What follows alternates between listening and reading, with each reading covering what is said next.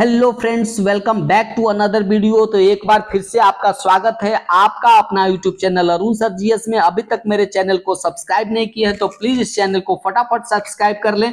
तो Patna high court में कल 3 केसों की सुनवाई हुई थी तथा सुप्रीम कोर्ट में भी एक केस की सुनवाई हुई थी। सुप्रीम कोर्ट ने उस केस को सिरे से खारिज कर दिया क्योंकि उसमें कहा गया था कि बिहार में जो अध्यापक नियमावली है उसमें दूसरे राज्य के जो अभ्यर्थी हैं वो फॉर्म क्यों नहीं भर सकते, इसके लिए सुप्रीम कोर्ट में केस किया गया था। तो सुप्रीम कोर्ट का जो जजमेंट आया है वो कहा गया है कि आप पहले पटना हाई कोर्ट से में केस कीजिए, उसके बाद वहां ही आपकी इसका सुनवाई हो जाएगा। लेकिन 3 केसों की सुनवाई यहां पटना उच्च न्यायालय में हुई है और जिस प्रकार से ये नियमावली आई है और जिस प्रकार से नोटिफिकेशन निकालने के बाद इसमें लगातार फेरबदल नियमावली में हुई है, तो उससे जज साहब ने इसे संज्ञान में लिया है और निश्चित तौर पर कहे तो यह नियमावली रद्द हो जाएगी या रद्द होने वाली है।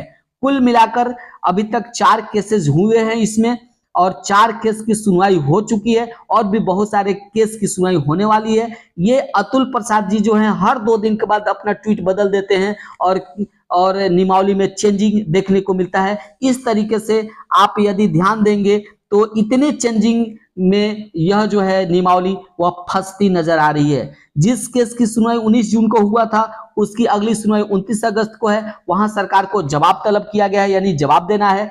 कल यानी 24 जून को जिस केस की सुनवाई हुई उस केस की अगली सुनवाई 4 जुलाई को मुकर्रर कर दी गई है और 12 जुलाई को आपको पता है कि फॉर्म का अंतिम डेट है। तो 4 जुलाई बहुत ही महत्वपूर्ण है नियोजित शिक्षकों के लिए। और जिस प्रकार सुनवाई यहाँ पर हुई है उस प्रकार से ऐसा लगता है कि प्रधानाध्यापक बहाली प्रक्रिया जैसे कोर्ट में फंस गई है, उसी प्रकार से यह अध्यापक बहाली प्रक्रिया 2023 भी कोर्ट द्वारा स्टे लगने के बाद फंसने वाली है।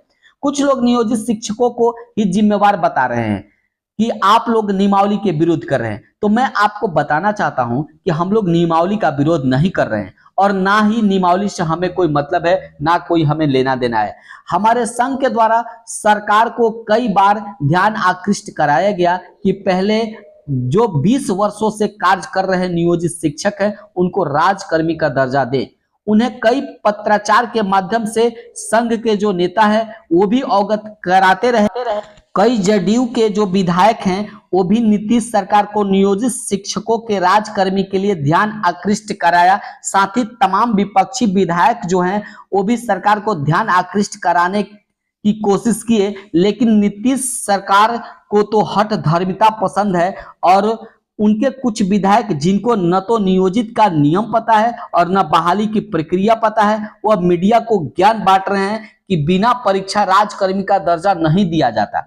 राजकर्मी के लिए बीपीएससी का एग्जाम जरूरी होता है। तो मैं उनसे पूछना चाहता हूं कि 34,540 जो शिक्षक ट्रेनिंग केवल किए हुए थे उन्हें किस आधार पर राजकर्मी का दर्जा दिया गया, वो भी पुराने शिक्षक वाले वेतनमान पर।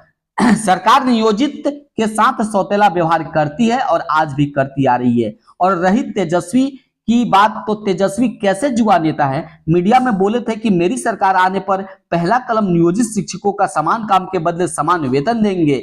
यह वादा खिलाफी का जवाब आपको आने वाले चुनाव में 4 लाख नियोजित शिक्षक आपको जरूर देंगे। इसी तरीके का शिक्षा संबंधी जानकारी के लिए हमारे चैनल को देखते रहिए। धन्यवाद।